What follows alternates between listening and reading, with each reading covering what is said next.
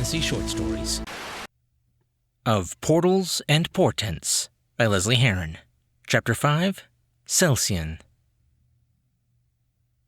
Is everyone all right? Elias dusted off his sleeves as he looked around the room. The sudden weather burst of blue lightning had faded, along with the rumbling of the ground.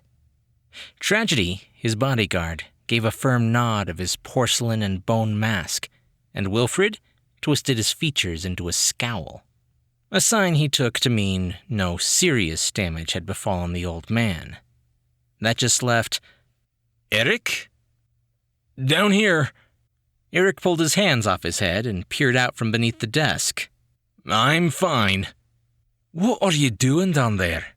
Cowering? Of course not. Steadying himself on a chair, Eric clambered back out into the open, keeping his wary eyes glued to the countless mirrors in the room. I was just following standard earthquake safety protocols. There was nothing standard about what just happened, boy. Shooting the old man a scowl of his own, Elias pulled his glasses from his face and thumbed clean the lenses. He looked back at his doppelganger. Tell me again how you managed to convince an entire nation that you were me? As he pushed his spectacles back on his face, he looked around at the aftermath of the chaos. Relatively underwhelming, he thought. Several mirrors lay shattered at the base of the wall, and almost everything had been coated in a thin layer of dust loosed from the rafters. Do you have any idea what that was all about? Scratching at that spot behind his ear, Eric turned to the ancient computer. It was still happily humming away as if the entire room hadn't just threatened to collapse around it. The eyes of the robot it was connected to flashed several times as it processed the stabilization routines. He adjusted his own glasses on his face as he squinted at the dust-coated screen. A single line of green text flashed beneath his code. Build successful. Wide-eyed, he whipped around. It worked! I'm sorry, my ears are still ringing from the chaos. Elias pushed against his temples, massaging away the pain. Did you just say it worked? Eric's eyes shot up to where the blue fissure had hung, only to find that space empty, the lingering scent of ozone left behind. Wait, what happened to the rift? He swiveled on his heel, scanning the room. Perhaps your view from beneath the desk was not as enlightening as my own, shackled to this chair. Might I suggest you check outside? Wilfred's craggy voice rose from the corner once more. Go see the damage your idiotic plan has wrought. Weep for the countless dead, and when you return... He lifted his manacled arms weakly. Grant me my freedom from this insanity. Eric exchanged a worried look with the king. The portal was supposed to have stabilized inside this room as a tiny, permanent window that opened well outside of Avis. More a proof of concept than a practical trade route. If it had moved, that could be bad. Seeing the wizard's words for what they really were, Elias only smiled in return. You cannot bait me, old man. If we have succeeded, there will only be tears of joy. He swung an arm out, lazily gesturing to the only door in the room. Shall we then? Letting out a long breath, Eric reached for the gallery door. Wilfred was right. The only way to know was to see for themselves. If it had opened up in some less-than-ideal location, like the middle of a busy street or inside a wall, well, they would have to fix that somehow. But it was a single portal, hardly worthy of the old man's prediction of countless dead. So focused on his thoughts, Eric opened the door and nearly walked off the edge of a stone landing before the king reached out and pulled him back. He felt a burst of exhilaration as he stared into an open chasm of twisting staircases, stone arches, and a chaotic tangle of hallways and landings filled with ominous red doors. he let out a small, half-terrified chuckle. It was all moving. Elias couldn't fight his own smile that curved at his mouth as he took in the true nature of the infinite tower. It's marvelous. He let out a bark of laughter as he watched a staircase 2 floors down twist and move before inverting itself to reach a landing somewhere above them. Oh, this is bad. This is really bad. He knew they had been at odds lately, but Eric couldn't argue with his shadow bug this time. He moved down an unfamiliar staircase, taking it one hesitant step at a time in order to avoid being launched into space as it swayed beneath him. He glanced over his shoulder at the king. I think we broke the pocket universe. No more than this place deserves. Elias watched a red door jump, as if surprised at the sight of them, and scurry off down a darkened hall. Although, you make a fair point. He frowned as he pulled to a stop, turning to his bodyguard. Tragedy, please do your best to locate the Queen. I'm sure she's all in a panic at the moment. With a nod, the man pushed past them and disappeared obediently into the nearest hallway. Elias watched him go before turning to his doppelganger. Any idea where the exit might be? Shrugging weakly, the best response Eric could manage was, The sound of footsteps pulled his mumbled words to a stop, and he looked up. The king's bodyguard was walking upside down along an inverted catwalk. There went that nervous tick of his again, his hand shooting up to scratch at a spot behind his ear. Gravity was relative to the individual surfaces. Good to know. Yep, we broke physics. Elias let out a chuckle. Yes and no. I've been considering this for a while, and it confirms some of my suspicions. The Infinite Tower always lived up to that name, constantly changing. You could walk through a door and be in a brand new location each time. Impossible, right? He gestured to the expanse around them with a shake of his head. No, I think it has always been like this. But space simply warped around us to make it feel as though we were traversing from one place to another. Miniature folds in reality that hid the connective tissue and let us teleport without knowing. He watched his doppelganger come to the same realization and felt his smile widen. We merely flattened the folds, and this is what's left. The sheer amount of magic and scientific know-how that went into creating the pocket universe, and the two of them managed to undo it in a matter of weeks. Eric felt a sickening feeling settle into his gut. If what they had done had affected their immediate surroundings this badly, then the old wizard was starting to sound a lot less crazy. Elias pushed against one of the doors, opening it to reveal an abandoned aquarium. The smell of pond scum and decay hit him hard in the nose as he averted his eyes from the thousands of tanks filled with murky green water. He followed a winding path that led him through the room, past a terrifying, partially decomposed kelpie floating in green liquid, to reveal a door at the other end.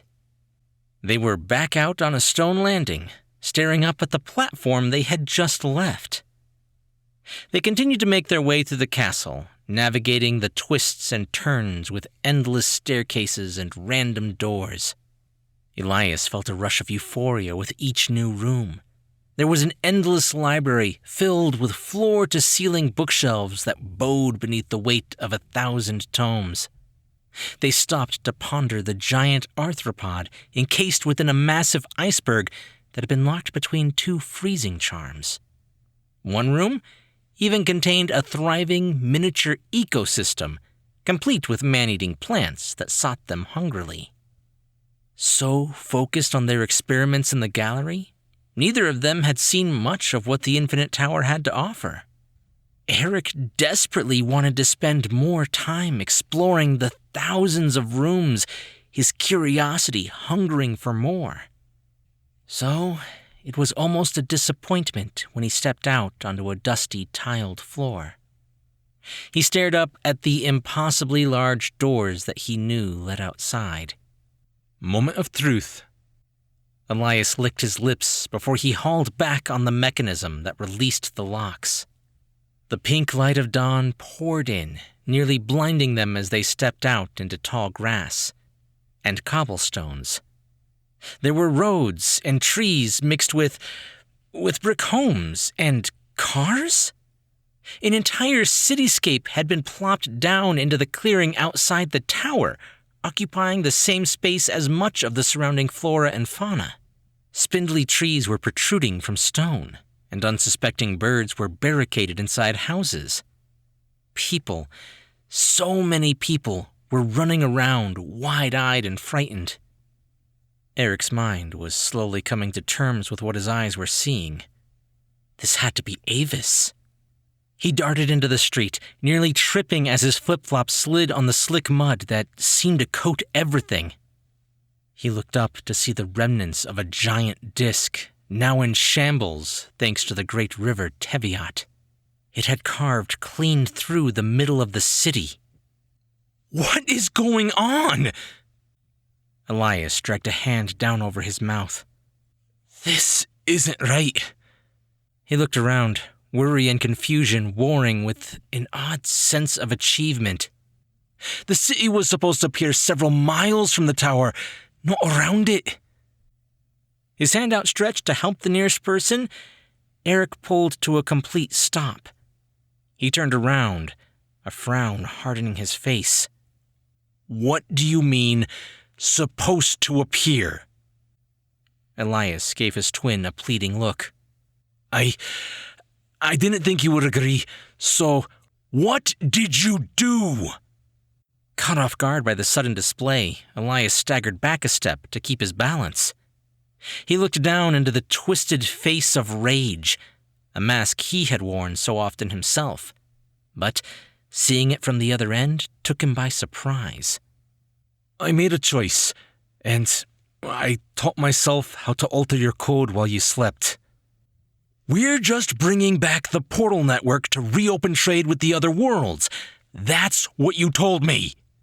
Eric grabbed the king by the collar of his shirt, tugging against it until their faces were almost touching. This was just supposed to be about us opening permanent gateways, not fusing two places together.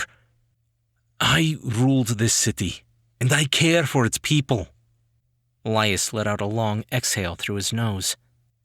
I pulled it here because I wanted to give them access to magic, to make their lives better. And in turn, their technology could push Ebra into a new age, well in advance of the rest of this world. Is that what this was all about? Eric relinquished his grasp, his face contorting in horror. Weapons?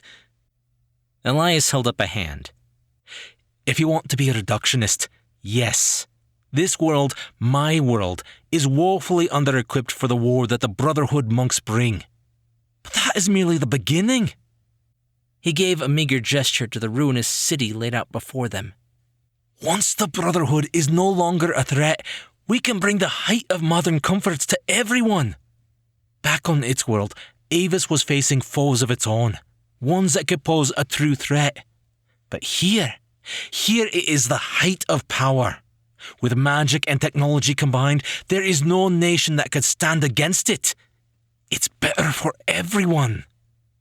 Everyone but the people who died. Eric shoved him away, stepping out into the street. His eyes cast around the remnants of buildings jutting up out of the river. I get why you did it. I don't agree with it, but I understand. He turned back around, facing the king. By not telling me your whole plan, however, the math for this was entirely wrong. You lied to me and killed how many people? Look at the destruction. He threw a hand out behind him without looking. Your miscalculation brought down a quarter of the plate. Countless dead. just like Wilfred told us. Elias lowered his eyes. You're right. I should have confided in you. And all those deaths are mine to atone for. He looked back up into the streets he had once known so well. I will have to live with what happened. But what's done is done. For now, we have a city that needs our help. Leave him. It is his mess. He can fix it. Let's go find your brother. Eric caught the twitch of an expression from his twin. Wraith, he's right. We have to help those who are left. Vela's either all right where he is, or... His shoulders slumped once more. His anger spent and his outburst fizzled. Or we'll find him this way. Sir.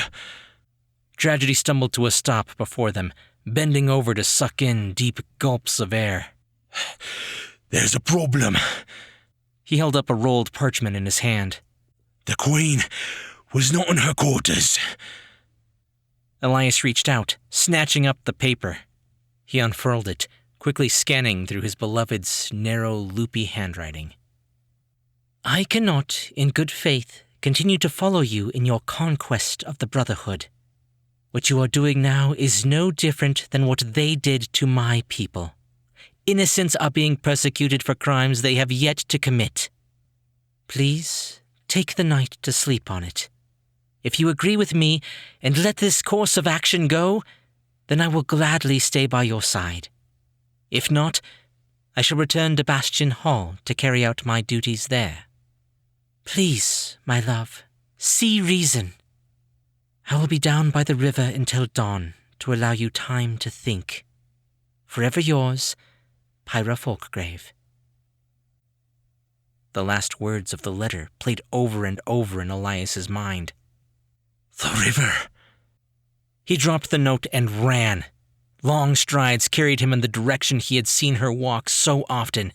He sprinted through familiar cobblestone streets, over broken fences and twisted vehicles, until he stumbled to a stop at the edge of Teviot's bank.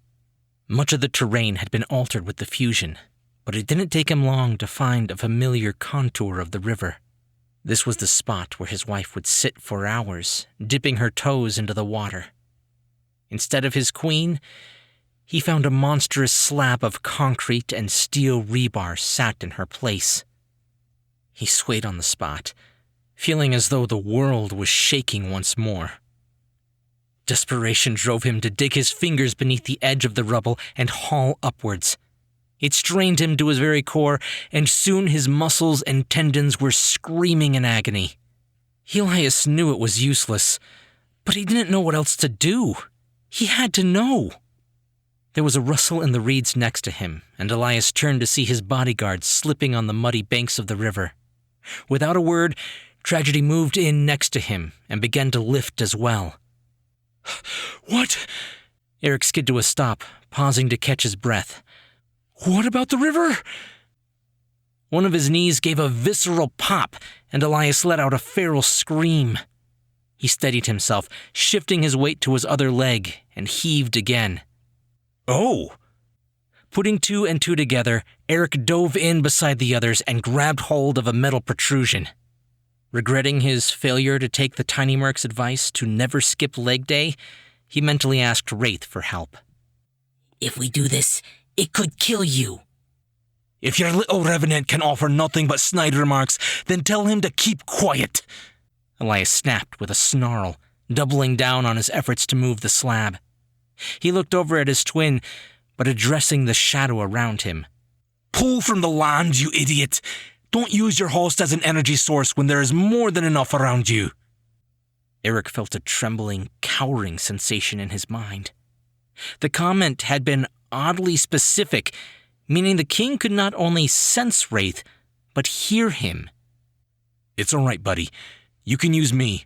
I'd prefer that, actually. He looked down at his poor choice of footwear. Let them do most of the heavy lifting, though. Shadow bubbled up around his fingers, and he could feel the telltale pull on his soul as strength surged through him.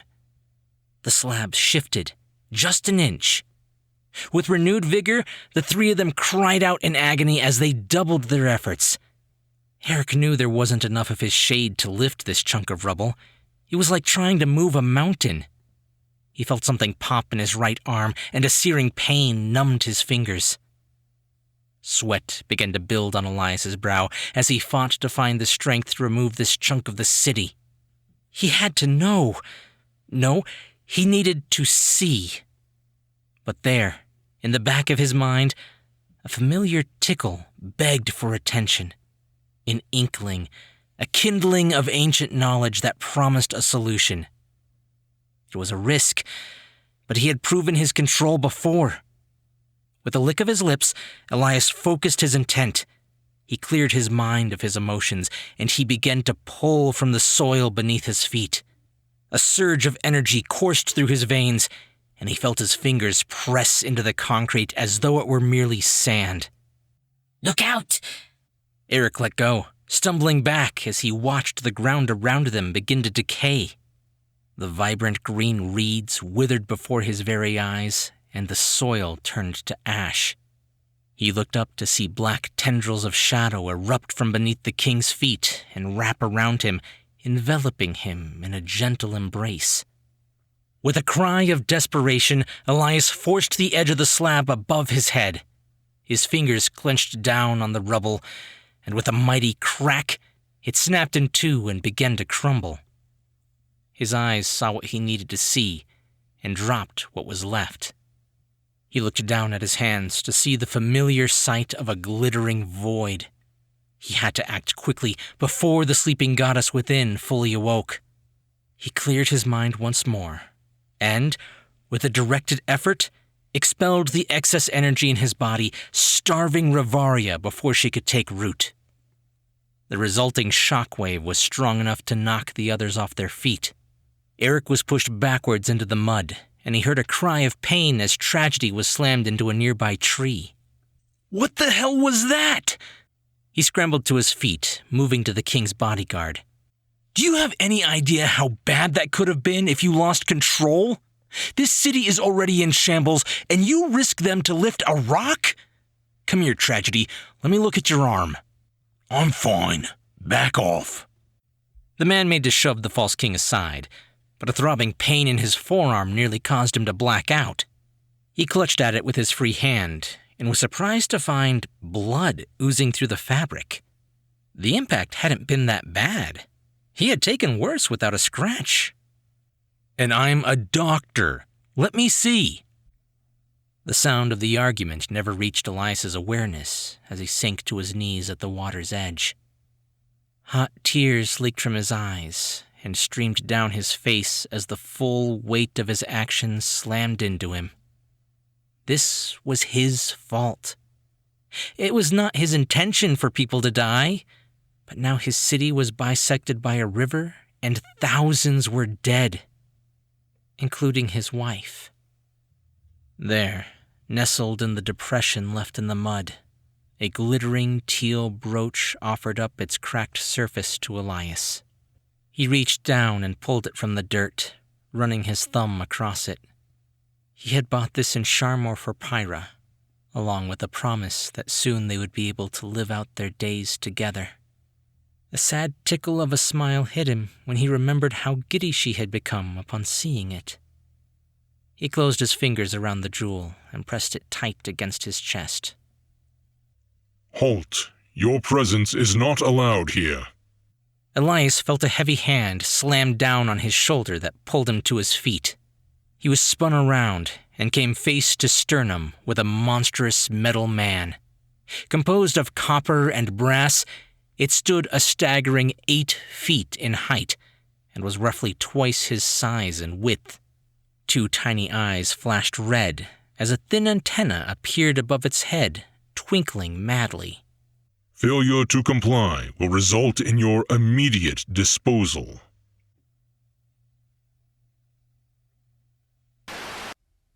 We thank you for joining us for this chapter of the novel of Portals and Portents, Book 4 by Lesley Herron in this ongoing series available here on Tall Tale TV.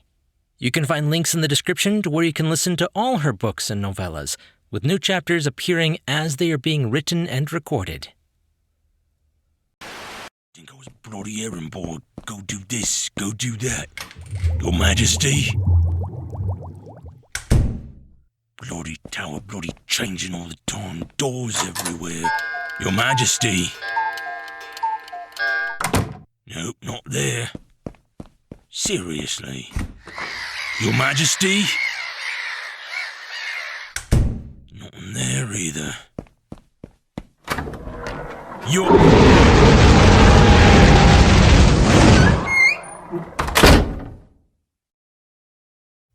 Nope. I don't get paid enough for this.